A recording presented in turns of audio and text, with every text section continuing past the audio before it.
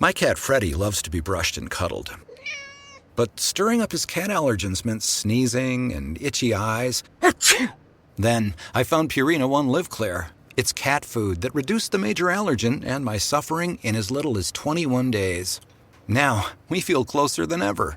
If you have issues with cat allergens, you really need to try Purina One Live Clear. Try new Purina One Live Clear today. Purina One, a difference from day one. How does PwC take your company to the leading edge? They bring the sharpest minds in tech to your team, so you can bring the ideas that will transform your business. They're passionate about your industry, so you can walk into any room with every advantage. And they're with you every step of the way, so you can know you're headed in the right direction. PwC builds for what's next, so you can get there now. Get started at pwc.com/us/leading edge. It's The Other Side of Midnight with Frank Morano. This is The Other Side of Midnight. I'm Frank Morano. Well, this is a real treat. Not only do I have one of the greatest up-and-coming comedic performers in the country joining me in studio, no less. Not only is she a dynamic performer that has already, in spite of her young age, accomplished quite a bit comedically, but she also happens to be the progeny of one of the most iconic comedic geniuses of all time. Now, for the most part, their two comedic careers didn't exactly cross paths. That was until now.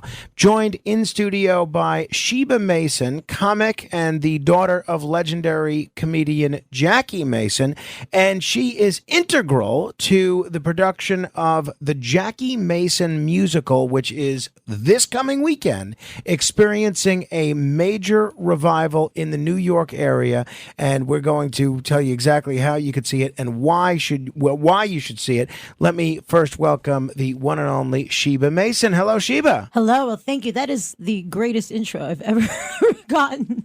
Well, you're going to have me over to Sheba's Speakeasy Comedy Club one of these days. Maybe I could do one of these introductions in person someday. Absolutely.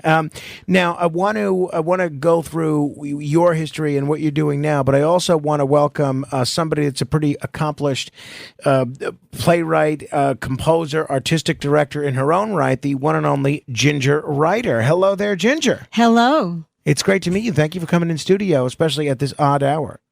Yes. And it's good to see you. It's a little bit of an odd hour, but thank you for inviting me. And for people that don't know, and for people that don't have the benefit of seeing you side by side, you are Sheba's mother. I'm Sheba's mother and the woman who had the 10-year affair with Jackie Mason. Which I cannot wait to ask you about. I also want to welcome back Ian Wehrle. There was some controversy before the show about whether Ian's last name was pronounced Wehrle or Wehrle. He plays Jackie Mason in this particular production of the Jackie Mason musical. Ian, it is great to talk to you. Frank, I'll tell you something. This is the most incredible show, the most wonderful show, the most beautiful show you've ever seen in your life. And for that reason, I'm going to try and put a stop to it. But it's happy to be here. It's good to be here. And we're going to have a wonderful program tonight for you. Sheba, the fact that you found someone that sounds exactly like Jackie to play Jackie is really a testament to the brilliant casting in this show.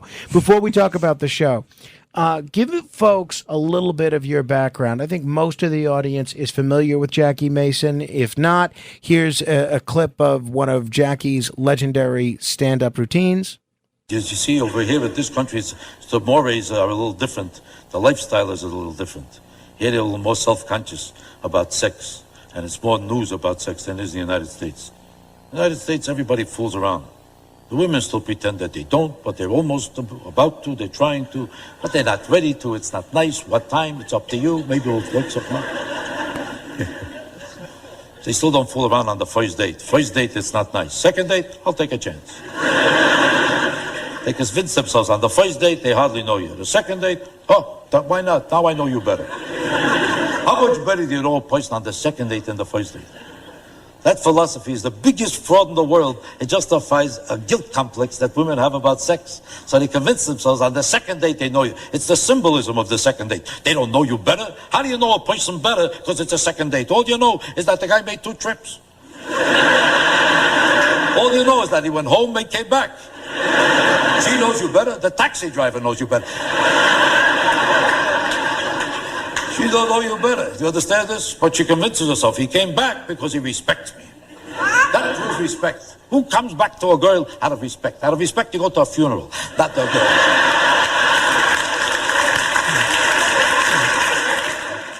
But they may be less familiar with you. Explain to me how you came to be. Well, the play, tells the whole story, but basically my mother had moved to Miami Beach and was at Wolfie's Delicatessen with her mother. And Jackie saw her and he sent somebody over to the table and he said, "You want to meet Jackie Mason?" And her mother was very pushy and she said, "Jackie Mason, of course she does, certainly. Come on. Just come on, I'll introduce you." And so, he started talking to her and her mother was so dominating. She answered all the questions that he would ask. Like he said, "How long are you in town?" And the mother answered, "We just moved here 3 days ago. I love your acting. I'm a great fan of yours." And he would go, "Wait, you must be a ventriloquist. Every time I ask her a question, it comes out of your mouth." And that's like a true line that he said that's now in the play. So what kind of relationship did you have with Jackie growing up?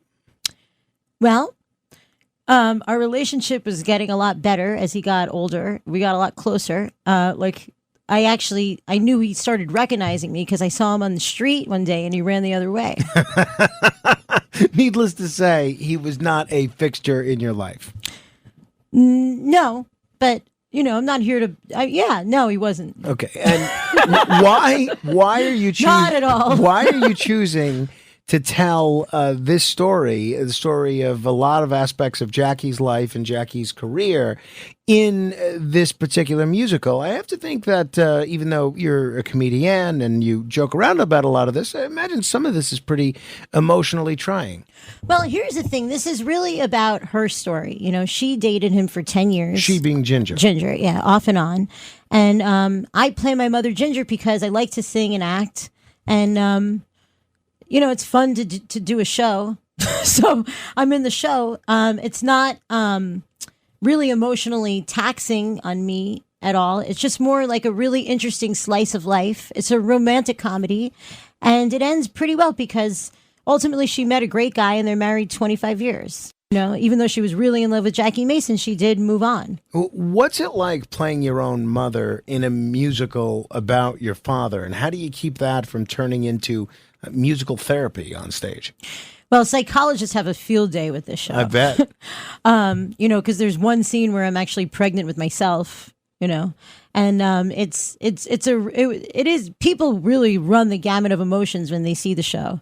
And it also tells the tale of his celebrity. And there's a scene where we explain whether or not he gave Ed Sullivan the finger, which he didn't, And so even though it's about their relationship, there's also subplots and we try not to make it so self-indulgent.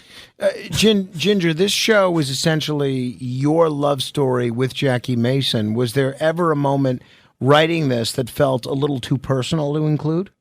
Well, this show was a work in progress for a very long time. It was written even before Sheba was born. And Jackie booked it. So he would book it like the Newport Hotel. And then years later, she was born, and then it changed, and then he died, and there was a final chapter written. What was your question? Was there anything in the show that you felt was a little too personal to include for mass consumption? I kind of want, it's a story to be told, just like looking at a painting. Everybody has their own version, and I get very personal. Like how was it that I became pregnant after he said he never wanted to have children? I kind of show both sides of the story. When your mother first encouraged this courtship that you had with Jackie, what was his relationship status? Was he married? Did he have something else going on? He had this manager whose name was Jill. Sure, I knew Jill. Right. So he had known her for 2 years before I met him. And the first time that I was intimate with him in the hotel room, she called and he says, "Shh, don't flush the toilet, or this yenta on the other side of the phone is going to commit suicide." That's what he said. So that's how I got to know who she was. And eventually, more and more, she was his manager, and he explained to me how, she was really madly in love with him. And yeah, they always had an interesting relationship. That's for sure. But so you and Jackie were essentially a couple for 10 years. We were a couple, but even when we were a couple, I was not the only woman in his life, and I was totally aware of it because there would be tons of messages in his hotel room from women constantly wanting to call him. And my mother said, "You're never going to call him. You act like a lady. In this family, we behave like ladies." So I never called him. So anytime we got together, it was through his initiation. At 30 minutes after the hour, this is The Other Side of Midnight. I'm Frank Morano, joined in studio by Ginger Reiter, Ian Wehrle, and Sheba Mason. So, Ginger, how did it work once you told Jackie that you were pregnant with his child? How did he react? Well, he said, "I'd marry you sooner if you weren't pregnant." He said, "I'd marry you much sooner if you weren't pregnant." Then, during my pregnancy, as I started a show, he took me to the Concord Hotel. He took me all over anyway, and he introduced me as, "This is my secretary." And people were wondering, why is he hanging around with his pregnant secretary?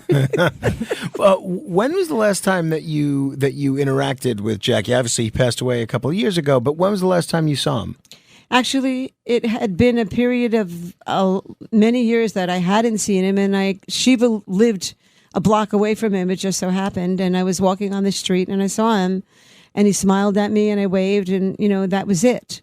But he knew about the play, and he did try to stop the play when it was initially on, and eventually it went off Broadway, and traveled around, and. Well, I'm glad the play's been getting great reactions from everybody. If people want to get tickets or they want to learn more about it, they can go to the JackieMasonMusical.com. That's the JackieMasonMusical.com. If you're in the New York area, it's playing at the Irvington Theater. That's in Westchester. You can get tickets at the JackieMasonMusical.com. There's special Easter deals. There's Passover deals. Sheba, two-part question. One, you talk about how psychologists would have a field day with this play. I'm sure a lot of people would make a lot out of the fact that you chose to be a comic in the first place. What do you think influenced your decision to pursue comedy as a career? And I remember when you were performing at Joe Franklin's Comedy Club about 20 years ago now, that your father was very upset that you used the name Mason. How does that make you feel? Well, that makes you feel, can I curse on this show? You can't, but you could use a placeholder for the curse word. It doesn't make you feel really good when you hear that about your own father. But my name is Sheba Mason, so I'm entitled to, use that name. That kind of changes the next thing I was going to say, which I wanted to point out that in the show, we really flesh out the Jackie Mason character so you can understand why she fell in love with him. And when you pick somebody cute to play the part and who's really dynamic and really can master the personality so that, you can see, oh, he was adorable. He's this. You can understand why she would fall in love with him. But after hearing that, I think we should kind of pick a beast to play the part. Tell me about your decision to become a comic.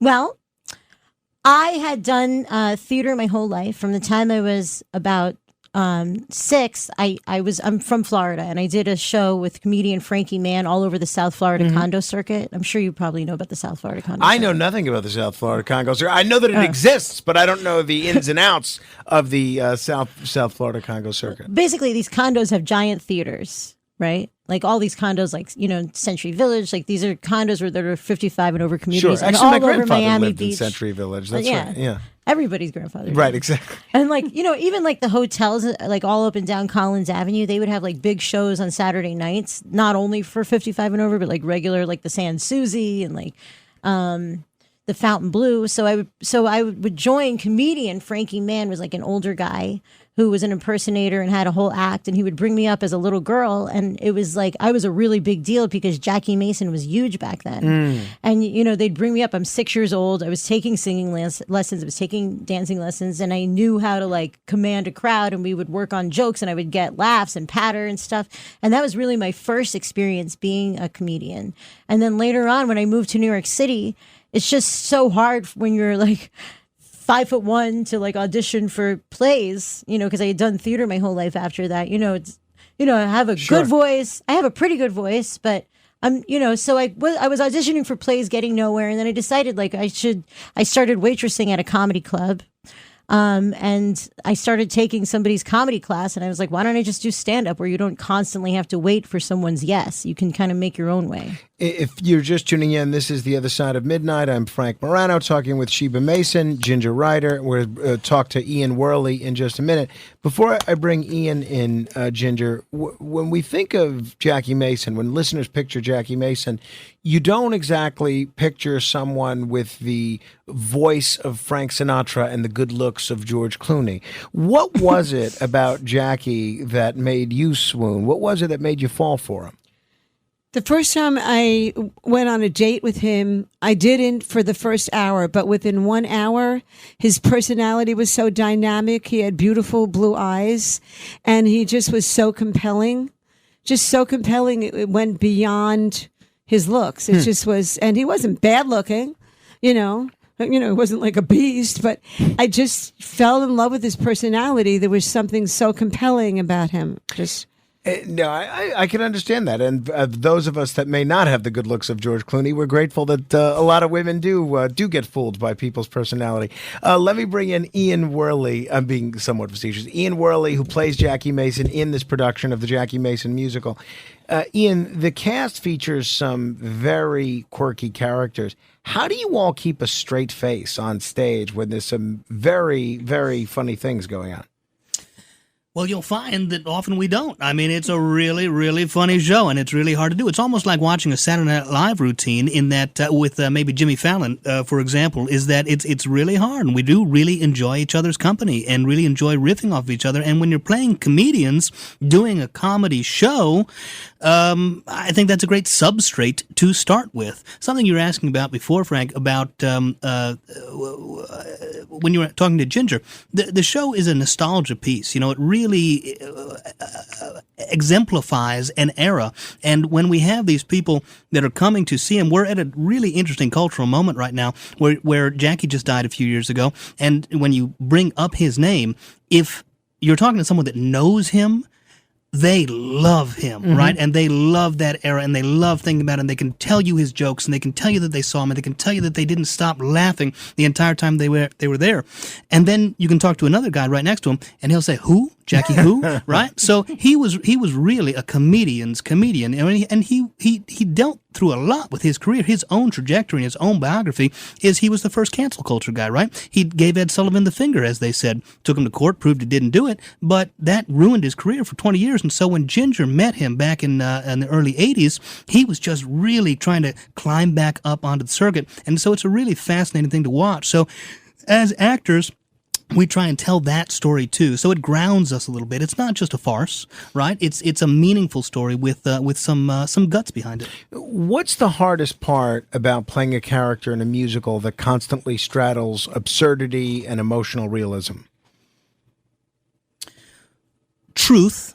I think finding the truth. Let me tell you a little story about Jackie himself. So the listeners right now and us in this conversation know what our version of the truth is, right? We have this daughter, we have this child. But I was looking at a clip of Jackie on the Robert Klein show from, I think, 88 or 89, and he's having just a dialogue with Robert Klein. And Robert Klein asks him, he says, what's the problem with why are there so many people, fatherless children in society right now? And this is, Sheba must have been 7 or 8 years old at this point. Public knowledge that he was the paternal father of her, but yet he did not admit on the Robert Klein show that he was a father, but condemned absentee fathers publicly. It's That's so great. fascinating. That is outstanding. That is the most Jackie thing that you can imagine. For everybody, the show spans, again, I haven't seen the show, but I'm hoping to, multiple decades. How do you show that passage of time on stage in a way that the audiences can feel and understand? Well, it only spans 1 decade. It's just the 10-year period that I was with him. I was only with him 10 years. And it starts in the late 70s and goes through up until like a year after he opened on Broadway. And that's about the time that I was with him. And when I was with him, like Ian said, he was struggling because it had been 12 years since he had been on the Ed Sullivan show, and his whole career, he was the first one in cancel culture. It was because Ed Sullivan misinterpreted The Finger. And Ian even is also a composer. He wrote a song called The Finger where he explains what happens. And it just starts out in the beginning and ends up with the pregnancy and all that. And it follows the true story. Hey, since we've mentioned this a couple of times now, for people that may not remember the history, straighten out for us what exactly happened with that Ed Sullivan middle finger thing. If he didn't give the finger, which now seems to be public record, why was he canceled for attempting to give the finger? Who thought he gave the finger? You want to answer that, Ian, or should I? Well, as we tell it in the show, a musicalized version of it, of course. That's Ode to the Early Bird Special? No? It's just called The Finger. The Finger, got it. But the Early Bird Special is a great song as well, having another reference. So what happened, as we tell it, is that he's on there, he's doing a set. He must have, this was his 12th show, right? Well, he had a contract for 40 shows. No, it wasn't his 12th show. It was like more than that. It was like midway, like the 20th show. Okay, so this is his 20th time on Sullivan. So they had a relationship, a great relationship. But the program itself, the entire program on NBC, was it? Yeah, whatever Ed Sullivan was on. I think it was CBS. Oh, CBS, sorry. Yeah. It was cut by Lyndon Johnson. Lyndon Johnson was preempting the show with a speech about what was happening in Vietnam. What was the date of this incident? I don't know. It was like, it happened when I was 12 years old, so I could have to like get a calculator to figure out the date. Well, the Vietnam War was going on, and Lyndon Johnson, and so Ed Sullivan was motioning for Jackie, cut the set, just a motioning of his own finger. So Jackie didn't know what the heck Sullivan was doing, so he was doing shtick and started motioning back at Ed Sullivan with two fingers up in the air, and Ed Sullivan thought, and the television audience thought, that the gesture that Jackie was making was the bird. And so it became an overnight sensation. Jackie didn't even know that he'd done anything wrong until he got a bunch of phone calls the next, later that night saying, "Are you crazy? What did you do?" Because it was all live television. So, no one knew what was it. Ginger, how much creative license is taken with the musical? Would Jackie recognize this version of himself? Totally. He would. Totally. His own family, we're friendly with his family, and they say, "You got him down. You got him down." They think Ian really is a great Jackie impersonator. And it shows exactly the way he is, the way he was with women, the way he just was. He always had to schlep along. Every time I went out on a date with him, there was another guy. So in the play, he's called Schlep Along. It's based on a real guy. Yeah, so that character, Wooly the Schlepp-Along, it's pretty funny, totally unique. How did he come to be? And he, as you said, is based on a real person. Right? Well, he is based on his friend whose name was John Woolley. And in the early days of dating him, he was always on our dates. Okay. It was like you never went alone with him. Very rarely. Upon occasion you did. And of course you ended up alone with him. But there was always somebody else. And so it's like he always, even after Wooly passed away, there was always somebody. Like it was always a schlep along. And Sheba, how do you balance your real life feelings for your father with the over-the-top comedic portrayal that's in the show? Well, I've sort of reconciled with my feelings with my father. I always hoped that before he passed away that we would have some kind of relationship. Once he passed away and we didn't, I accepted it. I kind of accepted it. A lot of people don't know Ian doesn't know his father. She doesn't know her father. Well, let's hope your father's not also Jackie Mason, Ian. And we do look alike. That's a whole other element of a potential future musical.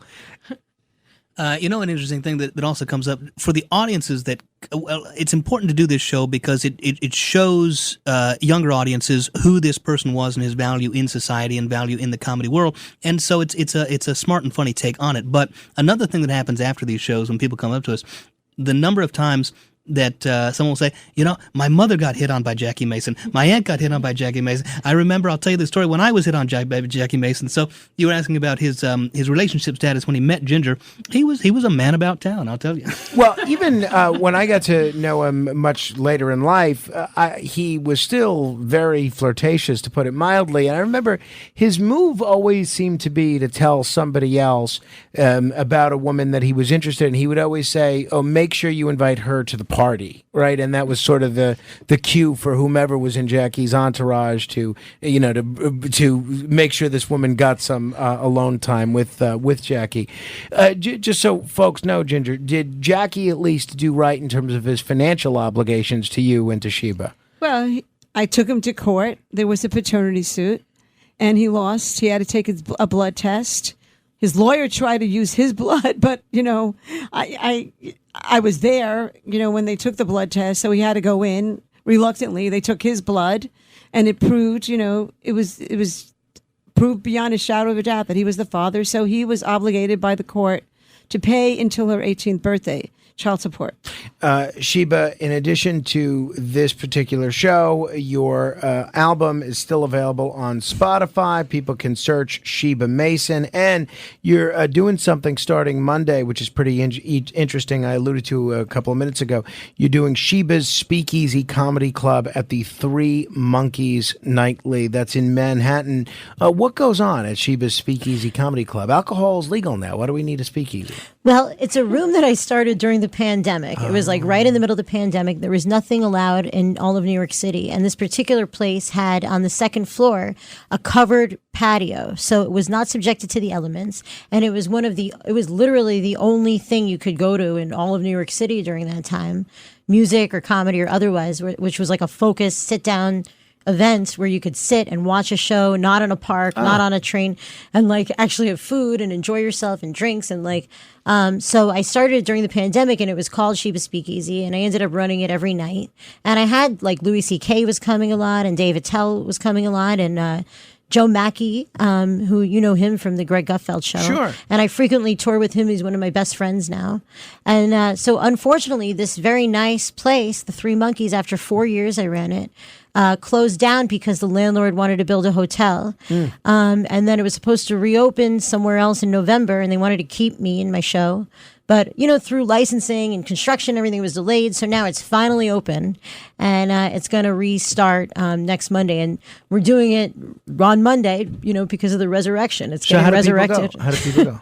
Well, they can go to ShebaMason.com. ShebaMason.com, ShebaMason.com. And again, if you want tickets for this weekend, you could just go to the JackieMasonMusical.com. It's at the Irvington Theater. It's in Westchester. If you're in the 5 boroughs and you think, I can't make the trip all the way to Westchester, it's a short Metro North ride up from Manhattan. So definitely worth checking out.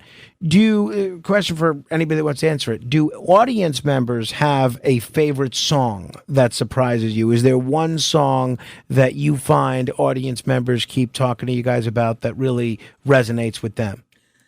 Love, I love the early bird special. Love, I love the early... Anyway, that's the one where they walk away with. It's the Bows tune. People remember it because it's a part of the culture. The early bird special was what made them fall in love and what resonates from that point on. I love it. I can't wait to see this show. Is the soundtrack available anywhere if people want to get the soundtrack? Yeah, we do have a studio recording that we made. Yeah. Well, how do people get it? How do I get it? I guess I have to put it on sale. All right. Well, when you guys get it on sale, let us know so we can check it out. Lastly, how do you decide which parts of Jackie's life to keep as musical worthy and which parts to leave on the deli floor? Well, I kind of feel like I got into his head. In the final scene, he does a lot of introspection. It's very dramatic. It's Ian alone on stage as Jackie, and it's very melodramatic because it was after she was born, he refused to see her, and I was still dating him. And finally, after a couple of months, he decided to come see her, but he really didn't want to. He didn't want to accept the fact that she was in his life or I had a baby. And this finally, at the end of the show, And Ian does this whole introspective thing, and it shows a dramatic moment when he came. Wow. The musical sounds terrific. I can't wait to see it. If people want to see it this weekend, it's one weekend only. It's a limited event. Check out the JackieMasonMusical.com. If you're listening around the country, go to the website anyway, and I'm sure there'll be some information up there soon about how you can purchase the soundtrack, which, from what I've seen, is just hysterical. And there's some great musical elements to it as well. Ian Wehrle, Sheba Mason, Ginger Reiter, such a pleasure having you all in studio. Thank you. Thank you for having Thank you us. so much. We'll see you soon. The JackieMasonMusical.com. If you want to comment on any portion of our conversation, you can certainly give me a call at 646-720-0635. That's 1-646-720-0635. We'll continue straight ahead.